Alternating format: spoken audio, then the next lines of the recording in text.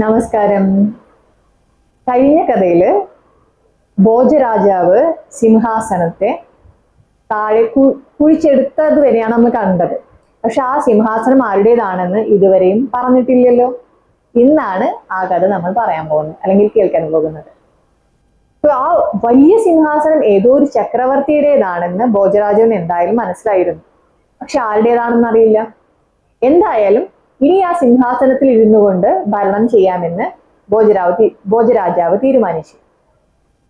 അതിനുവേണ്ടി ഒരു ശുഭ മുഹൂർത്തം വേണമല്ലോ. അപ്പോൾ മുഹൂർത്തമൊക്കെ നിശ്ചയിച്ച് എല്ലാ അന്യദേശത്തു നിന്നും എല്ലായിടത്തുനിന്നും ആൾക്കാരെല്ലാം വിളിച്ചു വരുത്തി. അങ്ങനെ ഒരു ശുഭ മുഹൂർത്തമായി ഭോജരാജാവ് അതാ സിംഹാസനത്തിലേക്ക് കയറാൻ തുടങ്ങാണ് കേട്ടോ. എല്ലാവരും കാത്തു നിൽക്കുക. ഭോജരാജാവ് ആദ്യത്തെ പടിയിൽ കാല് വച്ചതും അതുവരെ മരപ്പാവകളെ പോലെ നിന്നിരുന്ന, അല്ലെങ്കിൽ കൽപ്രതിമകളെ പോലെ നിന്നിരുന്ന ആ സാലഭഞ്ജികമാരിൽ ഒരാള് ആദ്യത്തെ പടിയിലുള്ള ആ സാലഭഞ്ജിക കൈ കൊട്ടിച്ചിരിക്കാൻ തുടങ്ങി. നോക്കണേ, ഈ ഭോജരാജാവ് ഈ സിംഹാസനത്തിൽ ഏറാൻ നോക്കുകയാണ്. ഈ സിംഹാസനത്തിന്റെ ചക്രവർത്തി എവിടെ? ഈ ഭോജരാജാവ് എവിടെ? സ്വയം ഇത്രയും ബലഹീനമായി ഇത്രയും താഴെയുള്ള ഭോജരാജാവിന് ഈ സിംഹാസനത്തിന് മഹത്വം അറിയില്ല. അതുകൊണ്ടാണ് സിംഹാസനത്തിൽ ഇരുന്നു കൊണ്ട് ഭരിക്കാമെന്ന് വിചാരിക്കുന്നത്. ഇത് കേട്ടതും ഭോജരാജാവിന് ആകെ അത്ഭുതമായി. ഇത്രയും നേരം ജീവനില്ലാതിരുന്ന ആ ഒരു പ്രതിമ പെട്ടെന്ന് ജീവനിൽ വരുന്നു. അതും പോരാഞ്ഞിട്ട് ഭോജരാജാവിനെ കളിയാക്കുന്നു. പക്ഷെ ഭോജരാജാവ് അതീവ നിപുണനാണല്ലോ, നമുക്ക് മനസ്സിലായല്ലോ. അതുകൊണ്ടാണ് അദ്ദേഹത്തിന് ഈ സിംഹാസനം താഴെ നിന്ന് ആ മൗണ്ടിന്റെ അഥവാ മാടപ്പുരയുടെ താഴെ ഇങ്ങനെയൊന്ന് എന്തെങ്കിലും ഉണ്ടാവുമെന്ന് മനസ്സിലായതല്ലോ. ഉടൻ അദ്ദേഹം തന്റെ ഇമോഷൻ വികാരങ്ങളെല്ലാം നിയന്ത്രിച്ച് ചോദിച്ചു, നിങ്ങൾ ആര് തന്നെ ആയാലും എനിക്ക് പറഞ്ഞു തരൂ, ഇത് ആരുടെ സിംഹാസനാണ്?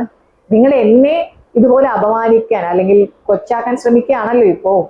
ഇത് ആരുടേതാണ്? ഇത്രയും വലിയ മഹാരാജാവ് ആരാണെന്ന് പറയൂ ആദ്യം. അദ്ദേഹത്തിനെ പറ്റി പറഞ്ഞാലല്ലേ ഞങ്ങൾക്ക് അറിയുള്ളൂ. ഉടൻ സാലഭഞ്ജിക പറഞ്ഞു, എന്തായാലും നിങ്ങൾ ഇങ്ങനെ ചോദിച്ച സ്ഥിതിക്ക് ഞാൻ പറഞ്ഞു തരാം. ഇത് 2000 വർഷം ഈ ലോകം ഭരിച്ച, ഈ രാജ്യം ഭരിച്ച, ദേവലോകത്ത് വരെ പ്രസിദ്ധി കേട്ട വിക്രമാദിത്യൻ എന്ന രാജാവിന്റെ, മഹാരാജാവിന്റെ സിംഹാസനമാണ്. ഇതിൽ കയറാൻ നിങ്ങൾക്ക് യോഗ്യതയുണ്ടോ എന്നാണ് അടുത്ത ചോദ്യം. നിങ്ങൾ അത് സ്വയം ചോദിക്കണം. ഇത് കേട്ട ഭോജരാജാവിന് പറയാൻ പറ്റില്ല, അത്രയും അധികം ആഹ്ലാദമാണ്. കാരണം വിക്രമാദിത്യൻ എന്നാൽ അത്രയും പേര് കേട്ട ചക്രവർത്തിമാരുടെ ചക്രവർത്തിയാണ്. ഉടൻ മനസ്സിലായി, ശരി, അപ്പോ വളരെ സന്തോഷമുണ്ട്, ഇങ്ങനെയുള്ള ആ മഹാചക്രവർത്തിയുടെ സിംഹാസനാണല്ലോ എനിക്ക് കണ്ടുപിടിക്കാൻ കഴിഞ്ഞതിൽ എന്നത് ഭോജരാജാവിന് ഒരുപാട് സന്തോഷമായി. പക്ഷെ അപ്പോഴും അദ്ദേഹത്തിന്റെ കൗതുകം അവിടെ അവസാനിച്ചില്ല. ഉടൻ അദ്ദേഹം വീണ്ടും ചോദിച്ചു, അങ്ങനെയാണെങ്കിൽ അദ്ദേഹത്തെ പറ്റി പറഞ്ഞു തരൂ, ഞങ്ങൾക്ക് അധികം ഒന്നും അറിയില്ല, കുറച്ച് കേൾവി മാത്രമേ ഉള്ളൂ, നിങ്ങളായിട്ട് പറഞ്ഞു തരൂ, നിങ്ങൾക്ക് അറിയാമായിരിക്കുമല്ലോ അദ്ദേഹത്തിന്റെ മഹത്വം, പറഞ്ഞു തരൂ. ഇത് കേട്ട ആദ്യത്തെ ആ സാലഭഞ്ജിക അഥവാ അപ്സര പറയാൻ തുടങ്ങി. പണ്ട് പാടലീപുരം എന്ന പട്ടണം, അവിടെ ഒരു ബ്രാഹ്മണനായിട്ടുള്ള ഒരു യുവാവ് പേര് വിദ്യാസാഗരൻ താമസിച്ചിരുന്നു. ഈ പേരിൽ നിന്ന് ഇങ്ങനെയുള്ള പേര് കേൾക്കുമ്പോൾ ആദ്യം നമുക്ക് മനസ്സിലാവേണ്ടത് വിദ്യാസാഗരൻ, വിദ്യയുടെ സാഗരം. വിദ്യ എന്ന് പറയുന്നത് നമ്മുടെ പഠിപ്പ്, അതിന്റെ സാഗരം എന്ന് പറഞ്ഞ കടൽ. അത്രയ്ക്കും ആഗ്രഹമാണ് പഠിക്കാൻ. അതുകൊണ്ട് തന്നെ പേര് വിദ്യാസാഗരൻ. എല്ലാം പഠിക്കണം, എല്ലാ ശാസ്ത്രങ്ങളും കലകളും പഠിക്കണം എന്നായിരുന്നു ആ ബ്രാഹ്മണ കുമാരന്റെ ആവശ്യം. പക്ഷെ ഗുരുവിനെ കണ്ടെത്താൻ പറ്റുന്നില്ല. പലയിടത്തും അന്വേഷിച്ചു, അലഞ്ഞു തിരിഞ്ഞു, കിട്ടുന്നില്ല. എങ്കിലും എനിക്ക് പറ്റിയ ഗുരുവിനെ എവിടെയെങ്കിലും കണ്ടുപിടിക്കാൻ പറ്റുമെന്ന് വിചാരിച്ച് ആ ബ്രാഹ്മണകുമാരൻ യാത്രയെ തുടർന്നുകൊണ്ടിരിക്കുകയാണ്. ഇങ്ങനെ യാത്ര ചെയ്ത് ക്ഷീണിച്ച് ഒരു അരയാലിന്റെ താഴെ കിടന്നതും ആൾ ഉറങ്ങിപ്പോയി. അരയാൽ എന്ന് പറഞ്ഞാൽ അറിയാലോ, ഇപ്പോഴത്തെ കുട്ടികൾക്ക് ഇതൊക്കെ അറിയുമെന്ന് പറഞ്ഞാൽ അറിയില്ല. അരയാല്, പേരാല്, ഇങ്ങനെ രണ്ടുണ്ട്. ഇത് തമ്മിലുള്ള വ്യത്യാസം ആർക്കൊക്കെ അറിയാമോ അതും കൂടെ ഒന്ന് പറയണം കേട്ടോ കമന്റില്. ഇവിടെ അരയാലാണ്. അരയാലിന് താഴെ എപ്പോഴും വായു സഞ്ചാരം അഥവാ ഓക്സിജന്റെ അളവ് കൂടുതലായിരിക്കും എന്നാണ് പറയാ. അതുകൊണ്ട് അതിന് താഴെ കിടക്കുന്നതും അതിന് വലം വെക്കുന്നതും ഒരുപാട് നല്ലതാണെന്നുണ്ട്. അത് സൈഡ് നോളേജ്. നമുക്ക് കഥയിലേക്ക് തിരിച്ചു വരാം. വിദ്യാസാഗരൻ ഉറക്കായി. ഇതേ അരയാലിന്റെ മുകളിൽ ഒരു ബ്രഹ്മരക്ഷസ് തപസ് ചെയ്തുകൊണ്ടിരിക്കുന്നുണ്ടായിരുന്നു. ഒരുപാട് അറിവുകളും കലാശാസ്ത്രത്തിൽ നിപുണനായ ഒരു വ്യക്തിയായ ഒരു അവതാരം, അല്ലെങ്കിൽ എന്താ പറയാ, എല്ലാം കൊണ്ട് തികഞ്ഞതായിരുന്നു ആ ബ്രഹ്മരക്ഷസ്. ആളവിടെ മുകളില് അരയാലിൽ ഇരുന്നുകൊണ്ട് തപസ് ചെയ്യുന്നുണ്ടായിരുന്നു. ബ്രഹ്മരക്ഷസ് അരയാലിന്റെ താഴേക്ക് ഇറങ്ങി വന്നപ്പോൾ കാണുന്നത് വിദ്യാസാഗരൻ കിടന്നുറങ്ങുന്നു. പക്ഷെ അതീവ സുമുഖനും, ഒരുപാട് കാണുമ്പോൾ തന്നെ അറിയാലോ, പഠിക്കാൻ ആഗ്രഹമുള്ള ഇച്ഛാശക്തിയോടുകൂടെ നടക്കുന്ന ഒരാളെ കാണുമ്പോൾ അവർക്ക് മനസ്സിലാക്കാൻ പറ്റുമല്ലോ. ഈ സമയം തന്നെയാണ് വിദ്യാസാഗരൻ കണ്ണു തുറക്കുന്നത്. ഉറക്കത്തിൽ നിന്ന് കണ്ണു തുറന്നു നോക്കുന്നത് ബ്രഹ്മരക്ഷസിന്റെ മുഖത്തേക്കാണ്. ഉടൻ വിദ്യാസാഗരൻ മനസ്സിലായി, ഇത് സാധാരണ ഒരു മനുഷ്യനോ അങ്ങനെയൊന്നുമല്ല, എന്തോ ഒരു പ്രത്യേക കഴിവുള്ള ആരോ ആണ്. വിദ്യാസാഗരൻ എല്ലാം പറഞ്ഞു, ഞാൻ എൻ്റെ ഗുരുവിനെ അന്വേഷിച്ച് നടക്കാം. ഇത് കേട്ടപ്പോൾ ബ്രഹ്മരക്ഷസ് പറഞ്ഞു, ഞാൻ നിന്നെ സഹായിക്കാം, ഞാൻ നിന്നെ പഠിപ്പിച്ചു തരാം, പക്ഷെ ഒരു കണ്ടീഷൻ എന്ന് പറയുന്നത് എന്താ, 6 മാസം തുടർച്ചയായി ഊണോ ഉറക്കമോ ഇല്ലാതെ ഏകാഗ്രചിത്തനായി പഠിപ്പിൽ മാത്രം നീ ശ്രദ്ധ വെക്കണം. സമ്മതിച്ചു. വിദ്യാസാഗരൻ ഒരു കുഴപ്പമില്ല, എത്ര വേണം, എന്ത് ചെയ്യണം, ഞാൻ തപസ് അനുഷ്ഠിക്കാൻ തയ്യാറാണ്. സമ്മതിച്ച ഉടൻ ബ്രഹ്മരക്ഷസ് മന്ത്രങ്ങൾ പറഞ്ഞു കൊടുത്തു. ഈ മന്ത്രങ്ങൾ നീ ഉച്ചരിക്കാൻ തുടങ്ങി, നീ ഏകാഗ്രചിത്തമായിട്ട് പഠിക്കണമെന്ന ആഗ്രഹത്തോടെ ചെയ്യാൻ തുടങ്ങി കഴിഞ്ഞാൽ നിന്റെ വിശപ്പ്, ദാഹം, ഉറക്കം അതെല്ലാം പോയിക്കോളും. പിന്നെ നീ ചെയ്യുന്നത് കറക്റ്റ് ആണെങ്കിൽ ഞാൻ നിനക്ക് എല്ലാ ദിവസവും പഠിപ്പിച്ചു തരാം. വിദ്യാസാഗരൻ ഏകാഗ്രചിത്തനായിട്ട് ഒരു തരത്തിലുള്ള ഡിസ്റ്റർബൻസും ഇല്ലാതെ ഒരേ ചിന്ത, പഠനം പഠനം പഠനം. അത് കണ്ട് സംപ്രീതനായ ബ്രഹ്മരക്ഷസ് എല്ലാ ദിവസവും രാവിലെ ഒരു അരയാലില അതില് പാഠങ്ങൾ എഴുതി താഴേക്കിടും. ഇത് വായിച്ച് വിദ്യാസാഗരൻ അതെന്നെ മനനം ചെയ്തുകൊണ്ടിരിക്കും, ഇതിങ്ങനെ അനലൈസ് ചെയ്തുകൊണ്ടിരിക്കും മനസ്സിൽ. ഇങ്ങനെ 6 മാസത്തിനുള്ളിൽ സകല വിദ്യാ പണ്ഡിതനായി തീർന്നു. വിദ്യാസാഗരൻ എല്ലാം പഠിച്ചു തീർന്നു. ഈ സമയത്തിൽ ബ്രഹ്മരക്ഷസിന്റെ തപസ്സും കഴിഞ്ഞു. അപ്പോ പോകുന്നതിന് ബ്രഹ്മരക്ഷസ് അവിടെ നിന്ന് നേരെ സ്വർഗലോകത്തേക്ക് പോവാണ്. അതിനു മുമ്പ് അദ്ദേഹം വിദ്യാസാഗരനോട് ഉപദേശിച്ചു, ഇനി നീ തിരിച്ചു പോവുക, നീ പോകുമ്പോൾ ഒരു നല്ല കുടുംബത്തിൽ നിന്ന്, അല്ലെങ്കിൽ നിനക്ക് പറ്റുന്ന ഒരു പത്നിയെ സ്വീകരിക്കുക, എല്ലാ സുഖങ്ങളും നിനക്ക് കൈവരും, ഇനി പോയിക്കൊള്ളുക എന്ന് പറഞ്ഞ് ഗുരു നേരെ സ്വർഗത്തിലേക്ക് യാത്രയായി. വിദ്യാസാഗരൻ തിരിച്ച് നാട്ടിലേക്കും പോവുകയാണ്. വിദ്യാസാഗരൻ പോയിക്കൊണ്ടിരിക്കെ ഇത്രയും കാലം അദ്ദേഹത്തിന് മന്ത്രസിദ്ധി ഉണ്ടായിരുന്നല്ലോ, ഊണ് ഉറക്കം ഒന്നും വേണ്ട, ഭക്ഷണം ഒന്നും വേണ്ട. പക്ഷെ ഇപ്പൊ ആ മന്ത്രസിദ്ധി പോയി.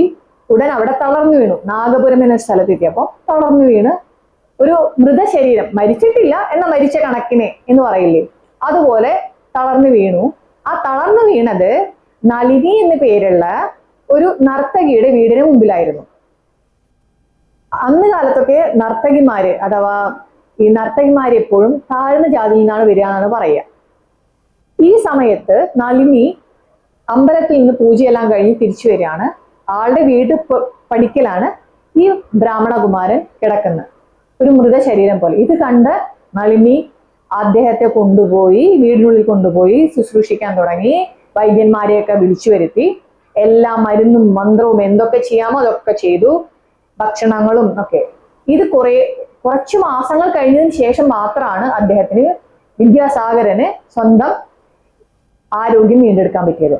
ആരോഗ്യം വീണ്ടെടുത്തുടൻ വിദ്യാസാഗരൻ ഭാണ്ഡക്കെട്ടെടുത്ത് പോവാൻ തയ്യാറായി. ആ സമയമാണ് നളിനിക്ക് ദേഷ്യം വന്നു. നിങ്ങൾ ഇങ്ങനെ ഇവിടെ നിന്ന് പോകാൻ പറ്റില്ല, നിങ്ങളെ മരണത്തിൽ നിന്ന് രക്ഷിച്ച് ഇത് എല്ലാ തരത്തിലുള്ള ചികിത്സയും ഭക്ഷണവും തന്ന് ജീവിതത്തിലേക്ക് തിരിച്ചു കൊണ്ടുവന്ന് ഞാനാണെങ്കിൽ എന്നെ വധുവായി സ്വീകരിക്കണം. ഇതായിരുന്നു ആളുടെ ആഗ്രഹം. പക്ഷെ വിദ്യാസാഗരൻ പറഞ്ഞു, അയ്യോ, ഞാനതിന് നിങ്ങളെ ഒരിക്കലും ഒരു തരത്തിലും നിങ്ങളെ പ്രലോഭിപ്പിച്ചിട്ടില്ല, അല്ലെങ്കിൽ ഒന്നും തന്നെ നിങ്ങളിൽ നിന്നും എടുത്തിട്ടില്ല. പിന്നെ എങ്ങനെയാ അത് സാധിക്കുക? എനിക്ക് നിങ്ങളെ വിവാഹം കഴിക്കാൻ സാധ്യമല്ല. രണ്ടുപേരും തമ്മിലുള്ള തർക്കം മൂക്കാൻ തുടങ്ങി. ആ സമയത്ത് നമുക്ക് പോലീസ് സ്റ്റേഷനില്ല, കോടതിയില്ല. ആരാണ് ഇവിടെ തീർപ്പ് കൽപ്പിക്കുക? നിശ്ചയം രാജാവാണ്. രാജാവിന്റെ ദർബാറിലെത്തിയ കാര്യങ്ങൾ.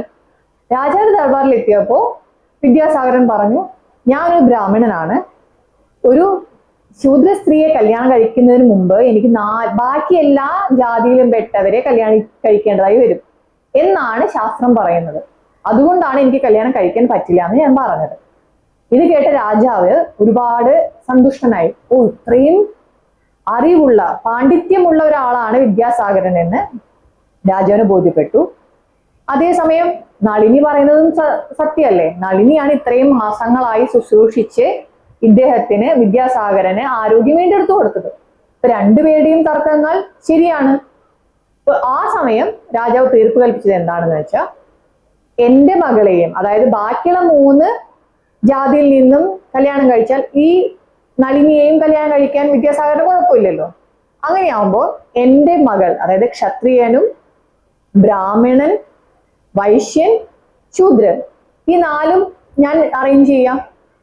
അപ്പൊ പിന്നെ കുഴപ്പമില്ല. അങ്ങനെ വിദ്യാസാഗരന് ഒന്നും തന്നെ ചിന്തിക്കാതെ അസുലഭമായിട്ടുള്ള ഒരു ഭാഗ്യം കൈവന്നു.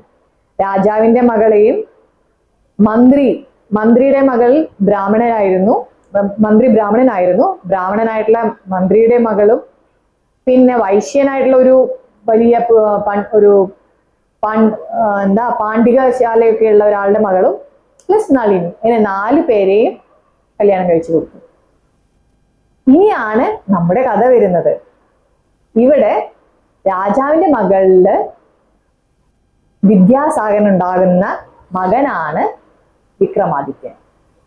ബ്രാഹ്മണ സ്ത്രീയിൽ ഉണ്ടായ മകൻ വരരുചി, വൈശ്യ ഭട്ടി, നളിനിയിലുണ്ടായതാണ് ഭർതൃഹരി. ഇങ്ങനെ ഈ 4 സഹോദരന്മാരുടെ കഥകളാണ് ഇനി അങ്ങോട്ട് നമുക്ക് അറിയേണ്ടത്. അതിൽ ഏറ്റവും പ്രധാനം രാജാവിന്റെ മകളുണ്ടായ വിക്രമാദിത്യനും മന്ത്രിയുടെ മകളിലുണ്ടായ ഭട്ടിയും, ഈ 2 പേരും തമ്മിലുള്ളതാണ് ഇനി അങ്ങോട്ട് നമ്മൾ കഥകൾ കേൾക്കാൻ പോകുന്നത്. ഇതാണ് ഇന്നത്തെ കഥ.